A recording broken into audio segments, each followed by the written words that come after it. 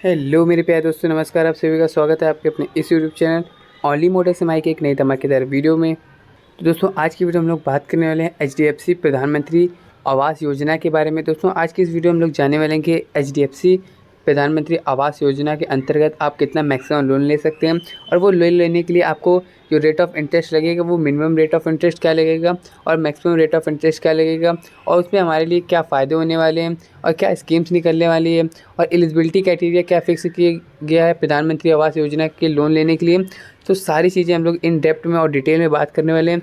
तो वीडियो को आप लास्ट तक ज़रूर वॉच कीजिएगा। और दोस्तों, अगर अभी तक आपने हमारे इस यूट्यूब चैनल ओनली मोटर समाई को सब्सक्राइब नहीं किया है तो चैनल को सब्सक्राइब जरूर कर लें और वीडियो को एक लाइक ज़रूर कर दीजिएगा दोस्तों। और दोस्तों, पहले से हमारे इस यूट्यूब चैनल पर बहुत सी वीडियो हैं तो आप उन्हें जाकर ज़रूर वॉच कीजिएगा। तो चलिए दोस्तों, वीडियो को स्टार्ट करते हैं। तो दोस्तों, एचडीएफसी प्रधानमंत्री आवास योजना को जानकारियों पाने के लिए हम लोग आ चुके हैं इस वेबसाइट पर। तो दोस्तों, अगर बात करें एचडीएफसी प्रधानमंत्री आवास योजना के बारे में तो उसके लिए एलिजिबिलिटी की बात कर लेते हैं कि एलिजिबिलिटी क्राइटेरिया क्या क्या होगा, यानी कि मतलब कि आप क्या एलिजिबल हो गए ये प्रधानमंत्री आवास योजना लोन लेने के लिए। तो यहाँ पे देख सकते हैं कि आपका पास कोई भी एक परचेज हाउस नहीं होना चाहिए, यानी आपके नाम पे कोई भी हाउस नहीं होना चाहिए, तभी आप इस स्कीम के लिए अवेलेबल होंगे।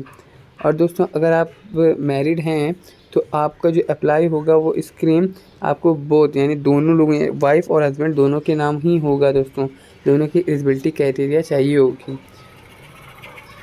और दोस्तों, आपके पास कोई भी अवेल होने की गवर्नमेंट हाउसिंग की कोई स्कीम आपके साथ नहीं चलनी चाहिए दोस्तों। तो दोस्तों, आप लोग बात करते हैं पीएम आवास योजना के अंतर्गत जो कुछ बेसिक फीचर्स होने चाहिए वो आपके पास क्या क्या होने चाहिए। तो अगर सबसे पहले बात करें तो एनुअल इनकम की, तो जो ईडब्ल्यूएस एंड एलआईजी हाउस में होंगे उनकी मिनिमम जो सैलरी होनी चाहिए पूरे साल की वो लगभग 6 लाख तक होनी चाहिए। और जो एमआईजी फर्स्ट पे कैटेगरी में आते हैं उनकी 6 से 12 लाख तक के बीच में, तो कोई दिक्कत नहीं, उन्हें वो यहाँ से लोन ले सकते हैं। और एमआईजी सेकंड कैटेगरी के लोगों की सैलरी 12 से 18 लाख, मिनिमम सैलरी 12,000 रुपये और मैक्सिमम सैलरी 18,000 रुपये होनी चाहिए।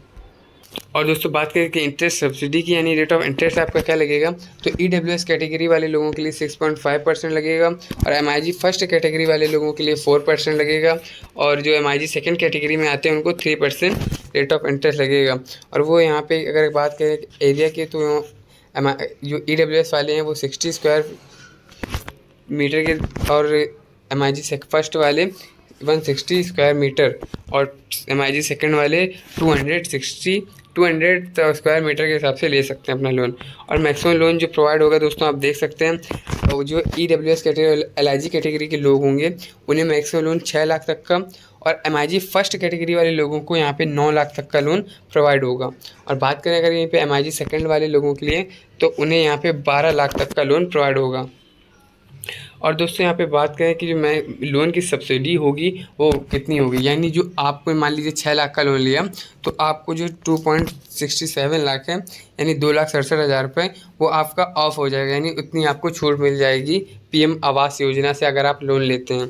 और दोस्तों, हमारे फर्स्ट वालों के लिए 2,35,000 रुपये, और हमारे सेकंड वाले लोगों के लिए 2,30,000 रुपये।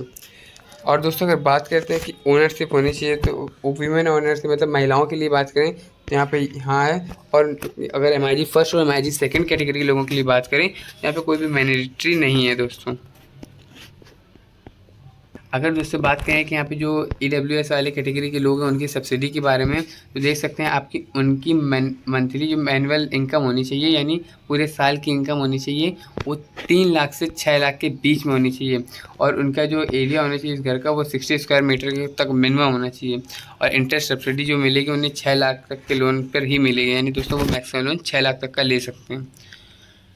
तो दोस्तों, हम लोग बात करते हैं जो हमारा लोन है 6 लाख का, अगर वो हम लोग यहाँ से एचडीएफसी पीएम आवास योजना के अंतर्गत लेते हैं तो कितना लगेगा दोस्तों, तो उसकी डिटेल्स हम लोग यहाँ पे जान लेते हैं। और जो हमारा रेट ऑफ इंटरेस्ट दोस्तों रहेगा उसके लिए 6.5% ही रहेगा। चलिए दोस्तों, 6.5% की इंटरेस्ट रेट ऑफ इंटरेस्ट पे हम लोग जानते हैं अपने 6 लाख का जो होम लोन है हमारा उसकी मंथली में। तो दोस्तों उसके लिए हम लोग आ चुके ईएमआई कैलकुलेटर लिंक पर। यहाँ पे आप अपने लोन, पर्सनल लोन और कार लोन जैसे लोन की मंथली में बहुत ही मिनिमम रेट ऑफ इंटरेस्ट, यानी जो भी आपका रेट ऑफ इंटरेस्ट हो उस रेट ऑफ इंटरेस्ट पे कैलकुलेट कर सकते हैं। तो यहाँ पे हमारा जो HDFC प्रधानमंत्री आवास योजना था उस पर हम लोग होम लोन की बात कर रहे थे। यहाँ पे हमारा 6 लाख का होम लोन था। तो सबसे पहले जो आप लोन अमाउंट है वो एंटर करना है।